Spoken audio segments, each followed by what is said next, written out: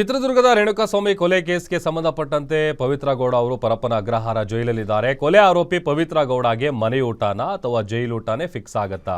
ಇವತ್ತು 57ನೇ ಸೆಷನ್ಸ್ ಕೋರ್ಟ್ನಲ್ಲಿ ಮನೆ ಊಟದ ಭವಿಷ್ಯ ನಿರ್ಧಾರ ಆಗುತ್ತೆ. ಮನೆ ಊಟ ಕೋರಿಕೆ ಸಂಬಂಧ ಆದೇಶವನ್ನು ಕೋರ್ಟ್ ಇವತ್ತು ನೀಡುತ್ತೆ.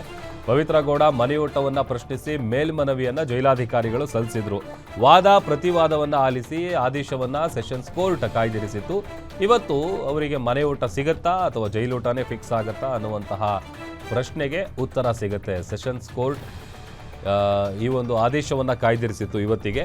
ಪವಿತ್ರ ಜೊತೆಗೆ ಮನೆ ಊಟಕ್ಕೆ ಮನವಿಯನ್ನು ಮಾಡಿದರು ಇತರೆ ಆರೋಪಿಗಳು, ಅಂದರೆ ನಾಗರಾಜ್ ಮತ್ತು ಲಕ್ಷ್ಮಣ್. ಆಮೇಲೆ ಜೈಲಾಧಿಕಾರಿಗಳು ಒಂದಷ್ಟು ವಿಚಾರಗಳನ್ನು ಮೆನ್ಷನ್ ಮಾಡಿ ಎಲ್ರಿಗೂ ಕೂಡ ಅದೇ ಕೊಡ್ತಾ ಇದ್ದೀವಿ, ಇವ್ರಿಗೆ ಮಾತ್ರ ಸ್ಪೆಷಲ್ ಆಗಿ ಅಥವಾ ಸಪ್ರೇಟ್ ಆಗಿ ಮನೆ ಊಟಕ್ಕೆ ಅವಕಾಶ ಮಾಡಿಕೊಟ್ರೆ ಉಳಿದಂಥವ್ರೆಲ್ಲರೂ ಕೂಡ ಕೇಳ್ತಾರೆ ಅಂತೇಳಿ ವಾದ ಪ್ರತಿವಾದ ಎಲ್ಲ ಆಗಿತ್ತು. ಆ ವಾದ ಪ್ರತಿವಾದ ಆಲಿಸಿದಂತಹ ನ್ಯಾಯಾಲಯ ಇವತ್ತು ತೀರ್ಪನ್ನು ಕಾಯ್ದಿರಿಸಿದೆ. ಹಾಗಾಗಿ ಪವಿತ್ರ ಅವರಿಗೆ ಮನೆ ಊಟ ಸಿಗುತ್ತಾ ಅಥವಾ ಜೈಲೂಟನೇ ತಿನ್ನಬೇಕಾ ಗೊತ್ತಿಲ್ಲ. ಅದಕ್ಕೆ ಸಂಬಂಧಪಟ್ಟಂಥ ಉತ್ತರ ಇವತ್ತು ಸಿಗುತ್ತೆ.